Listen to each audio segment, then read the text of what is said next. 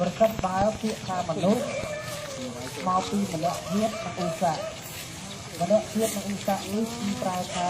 ចិត្តម្នាក់ប្រែតែចិត្តឧស្សាហ៍ឲ្យដល់ពងពោះដូច្នេះគឺចិត្តល្អចិត្តពងពោះចិត្តដល់ប្រសើរប្រសិនបើយើងរៀនសិក្ខាបទរក្សាសិល5នេះដែលជាសីលធម៌នេះសូមឲ្យញាតិញោមជាពុទ្ធបរិស័ទទាំងអស់មានការរក្សានៅសិលដែលព្រះសម្មាសម្ពុទ្ធព្រះអង្គប្រកាសសម្ដែងឲ្យញាតិញោមទាំងអស់បានអប់រំទូលមានចិត្តរបស់យើងឲ្យបានស្អាតក្នុងការទទួលនៅឱវាទរបស់ព្រះសម្មាសម្ពុទ្ធដែលព្រះអង្គប្រកាសមកដើម្បីឲ្យយើងបាន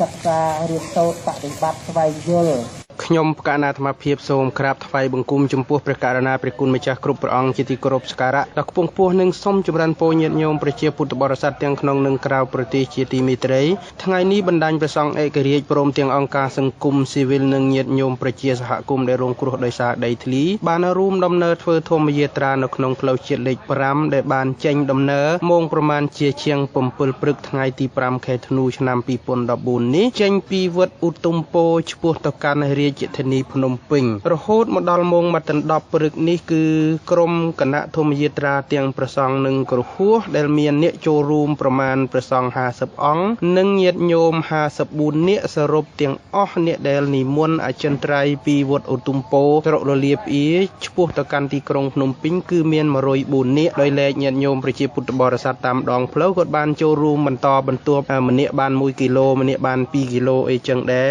ហើយការធ្វើធម្មយាត្រាឆ្នាំនេះគឺក្នុងគោលបំណងដើម្បីអប់រំផ្សព្វផ្សាយអំពីសិទ្ធិមនុស្សជាពិសេសអំពីគោលការណ៍ព្រះពុទ្ធសាសនាដែលអប់រំមនុស្សឲ្យដើរនៅលើផ្លូវត្រូវនិងធ្វើខ្លួនជាមនុស្សដែលមានប្រយោជន៍សម្រាប់សង្គមនិងជីវិតរបស់ខ្លួនហើយក្បួនធម្មយាត្រាបានសម្រាប់ឆានអាហារថ្ងៃត្រង់និងទទួលទានអាហារនៅក្នុងឃុំខ្សាមក្រុងកំពង់ឆ្នាំងខេត្តកំពង់ឆ្នាំងហើយរសៀលល្ងាចនេះនឹងធ្វើដំណើរពោះទៅកាន់វត្តជ្រៃបាក់នៅក្នុងស្រុករលាភីដដែលខេត្តកំពង់ឆ្នាំងនេះដដែលហើយនឹងធ្វើការស្នាក់នៅក្នុងខេត្តកំពង់ឆ្នាំងនេះសម្រាប់យប់ថ្ងៃទី5ស្អែកឡើងមកដល់ថ្ងៃទី6នឹងធ្វើដំណើរឆ្ពោះទៅមុខទៀតដើម្បីឈានទៅរកការជួបជុំគ្នានៅឯទីក្រុងភ្នំពេញហើយការចូលរួមនៅក្នុងផ្លូវជាតិលេខ5នេះក្រុមអង្គការសង្គមស៊ីវិលបានជួយផ្គត់ផ្គង់ទំនុកបម្រុងសម្រាប់មនុស្ស60នាក់តែដោយឡែកអ្នកចូលរួមលើសពី60នាក់រហូតទៅដល់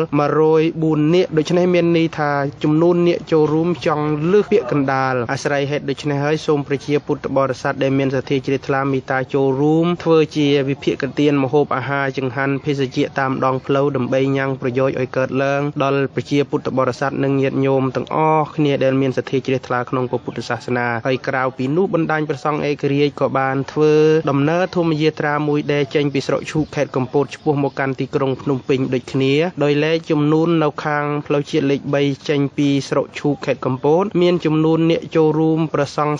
36អង្គនិងញាតិញោម15នាក់ដូច្នេះនៅទីនោះមានអ្នកចូលរួមតែ51នាក់បើប្រៀបធៀបទៅផ្លូវជាតិលេខ5គឺផ្លូវជាតិលេខ5ច្រើនហួសចំនួនហើយផ្លូវជាតិលេខ3ដែលរៀបចំឡើងដោយបណ្ដាញព្រះសង្ឃឯករាជ្យនិងអង្គការលីកាដូនិងអង្គការសង្គមស៊ីវិលនានាបានចូលរួមនោះគឺចំនួនលមមអាចត្រួតត្រងទៅបានហើយបើញាតិញោមមានសទ្ធាជ្រះថ្លាចូលរួមគាំទ្រខាងផ្លូវជាតិលេខ3ជាចង្ហាន់ភេសជ្ជៈក៏មេត្តាអធិស្ឋានអញ្ជើញចូលរួមទៅតាមការគូហើយការបវារណាអរិទ្ធនាបកណាគ្រប់អង្គក៏គូចូលរួមដើម្បីកិច្ចការផលប្រយោជន៍យុត្តិធម៌សង្គមសម្រាប់ខ្មែរយើងទាំងអស់គ្នាផងដែរហើយញាតិញោមនៅតាមដងផ្លូវជាតិលេខ5នេះក៏មេត្តាចូលរួមឲ្យបានច្រើនកុសកផងដែរដើម្បីញ៉ាំងប្រយោជន៍ឲ្យកើតឡើងសម្រាប់ប្រជាពុទ្ធបរិស័ទយើងទាំងអស់គ្នាខ្ញុំបកណាអាត្មាភាពភិក្ខុឋានៈធម្មបុត្របន្ទែងស្ថាបនិកបណ្ដាញព្រះសង្ឃឯករាជ្យសូមនមស្ការលានិងចម្រើនពរលា